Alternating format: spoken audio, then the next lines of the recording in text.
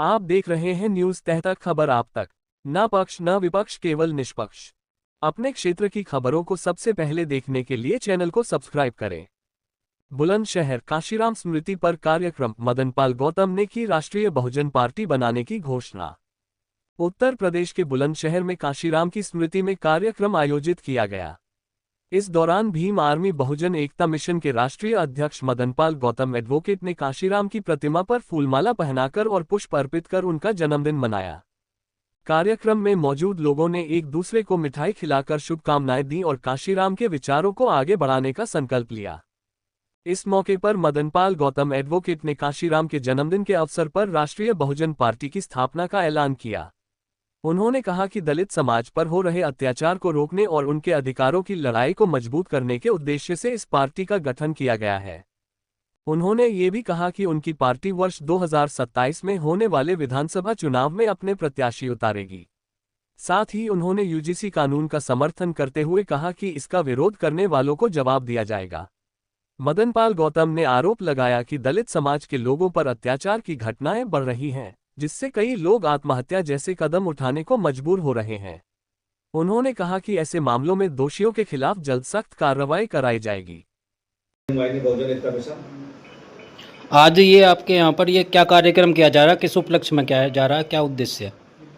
आज मानव काशीराम साहब का जन्मदिन है और मानव काशीराम साहब का जन्मदिन भीम वाहिनी के द्वारा हमने मनाया है।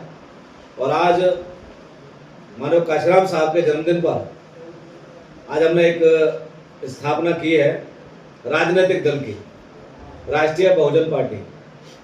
और राष्ट्रीय बहुजन पार्टी मानव काशीराम साहब के जन्मदिन पर इस वजह से आज हमने घोषणा की है कि आज जो देश के अंदर और प्रदेश के अंदर जो हालात हो रहे हैं और उन हालातों के तहत आज हमारा समाज जो पिछता जा रहा है, आज अत्याचार हो रहे हैं, अन्याय हो रहा है, बहन बेटियों के साथ में अन्याय अत्याचार हो रहे हैं, समाज के साथ में अत्याचार हो रहे हैं, उनको दूर करने के लिए नई स्थापना किया जाना जरूरी है।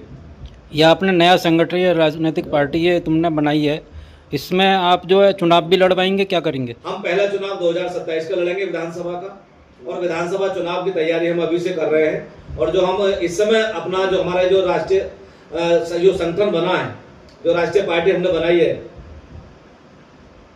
कैडर बेस पार्टी है और हम 85% समाज को लेकर के चलेंगे।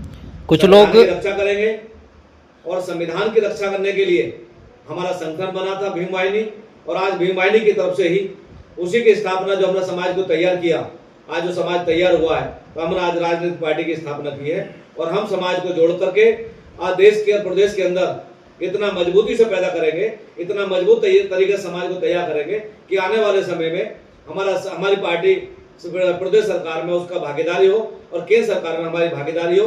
और जब तक देश के अंदर 85% बहुजन समाज के लोगों की सत्ता में भागीदारी नहीं होगी, अत्याचार नहीं रुकेगा। ये कुछ लोग यूजीसी कानून का विरोध कर रहे हैं, आपकी पार्टी इसमें क्या काम करेगी? हम यूजीसी कानून का समर्थन कर रहे हैं, भीम वाहिनी ने पहले भी समर्थन किया था। जो लोग यूजीसी कानून का विरोध कर रहे हैं, मैं उनसे कहना चाहता हूं कि अपने बच्चों के दिमाग में परिवर्तन करिए, आप अपने दिमाग में परिवर्तन करिए। ये यूजीसी कानून उन लोगों के लिए है जो यूजीसी कानून का विरोध कर रहे हैं, उन लोगों के लिए है। जब हमको तू नहीं कहेगा तो कैसे हम उसके खिलाफ रिपोर्ट कराएंगे? जो तू कहेगा तभी तो उसके खिलाफ मुकदमा दर्ज होगा। और वो लोग जो आज विरोध कर रहे हैं, अपने दिमागों में परिवर्तन नहीं कर रहे हैं, आज देश के अंदर जो जातिवाद पैदा कर रहे हैं, आज वही लोग पैदा कर रहे हैं जो यूजीसी कानून का विरोध कर रहे हैं।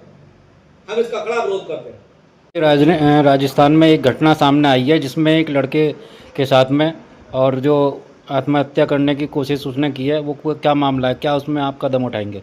इससे पहले भी एक और घटना हुई है, आपने देखा भी होगा, रोहित वेमुला, पल्लवी ताड़वी जो एमबीबीएस की छात्रा थी महाराष्ट्र के अंदर, उसने आत्महत्या की थी। उसकी सहपाठियां जितनी भी लड़की थी सवर्ण बिरादरी की, वो सब उसके साथ में शोषण करती थी, अत्याचार करती थी, भेदभाव करती थी, छुआछूत करती थी और उसके साथ मारपीट करती थी। उस लड़की ने आत्महत्या कर ली।